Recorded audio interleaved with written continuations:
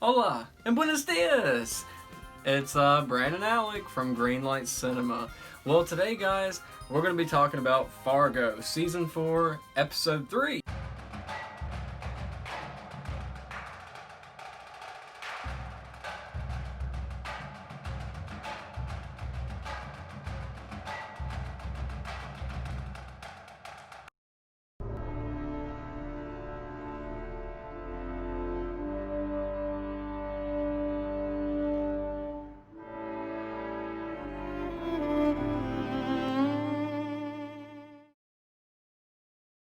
Oh wow, we're making it. We're finally here. And here's the interesting part. We're like right in the groove. That's right, I'm taking Dr. Senator's words, my favorite character. We're right in the groove of the season. It is... My mind was exploding last night. Very interesting. It starts off kind of... Well, it don't start off where we last ended. But it kind of does. And I'll explain that. What happens... we're getting introduced now to, I believe, our protagonist. I want to say he's a protagonist, but I'm not really sure. See, that's the great thing about Fargo. There's no clear-cut good or bad. It's always gray. He's a really religious Mormon guy. They call him Dick Deffy. And he's a very interesting, quirky character. I love how he was like, can I have, you mind if I eat my breakfast? He's like, I hadn't ate since yesterday. And he pulls out carrots and starts eating them.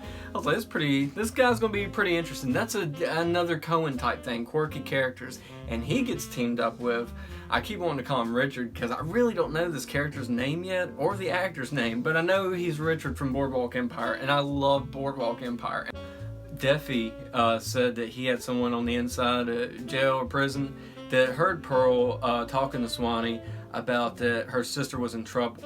Cut to where we were last at in episode 2. We're at Smutney's funeral home. The thing is like the Dick Deffy, he's trying to like figure the Richard out, like, what's your deal with OCD?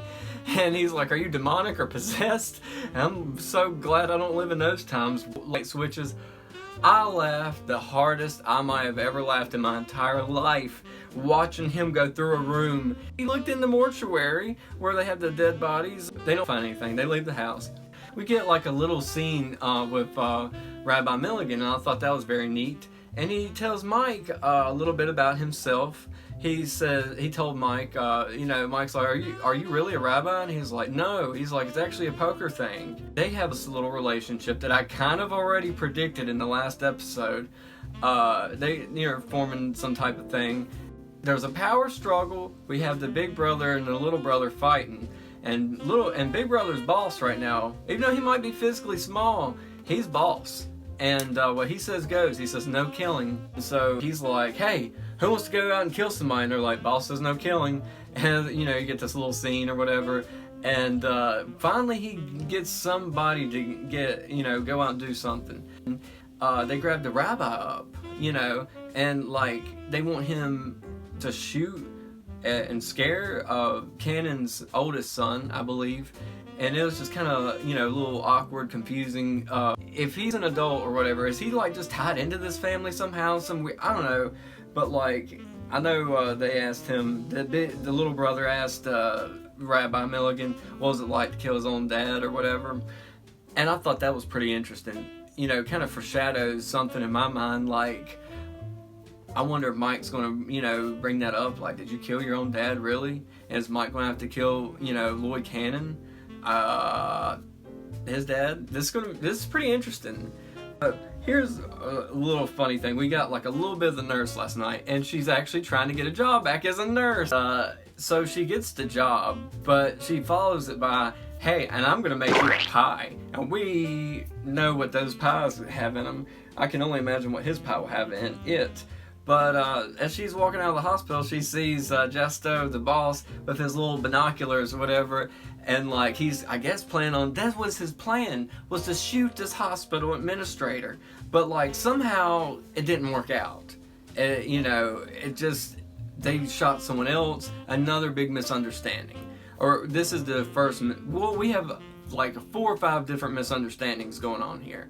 So we got that going on, like, he doesn't care about the warehouse. The boss doesn't care about the warehouse. He don't care about really anything. He's really offended and hurt that this racist administrator said no to him and his dad about getting or treating his dad for help.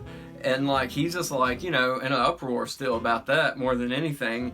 But we see the nurse Mayflower come out to his car, and she's like, "You've been following me all day, haven't you?"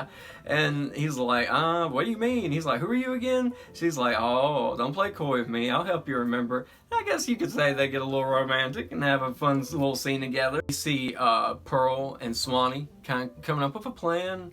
They want to do some heist, or you know, get some money, get their hands on some money, help themselves and their family, I guess.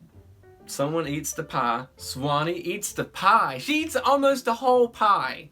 And we have another embarrassing farting scene, but it's okay. You know, I'm like, all right, I can deal with the farts. Let's go with the scene. So they're broke into Mike or the Cannon's warehouse or whatever, and both Pearl and Swanee, they got their panties on their head. Girl, you got a panty on your head. And they are ready to rob and get some money. They blow away 3 people, and Swanee's vomiting and farting all over the place. And I think they're a little thrown off by that, but this causes a big uproar. We see Loy. He's discovered that his son, his oldest, was shot at. Now do you get it? What it means to be in this family? Do you feel it? Or well, someone was trying to scare him or shoot him. Definitely the Italians that time. But the cool part of it is Dr. Sandler's a little smart. He's like, you know, how do we know that was the boss's call? He's like, how do we know the brothers aren't fighting with each other? You know, he said because, and he makes a good point, once bullets start flying, there's going to be a bloodbath, or I forgot how he put it, there's going to be a big war. It ends with him being really raw. And I mean, he was like, they didn't show how it's going to play out. That's going to be in episode 4, I imagine. But last night, though, that was a great episode. I really enjoy this season. I think that I really am invested with this season a lot more than I thought I was going to be. Like, I was like, this is a lot of characters thrown at us, but I'm okay with how they're telling the story. It's a big personal thing with me and character development. That's why I don't like movies. Movies I just laugh at most of the time. But with something like Fargo, there's a lot of big character development. We get involved and invested with these characters, and they become real to us. It's almost like we become invested in part of the story ourselves. And whatever happens to the character that we love is almost happening to us or something. I don't know. I'm kind of funny, I feel like, in those ways.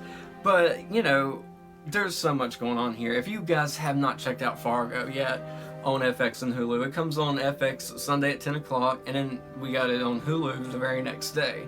So, you know, if you don't catch it or you sleep through some of it, you got Hulu, so that's really cool. And you got my reviews, Greenlight Cinema. And if you guys hadn't already, I hope you guys will like and subscribe. Stay tuned. New episode Sunday, 10, and then Hulu. Alright guys, thank you. Bye.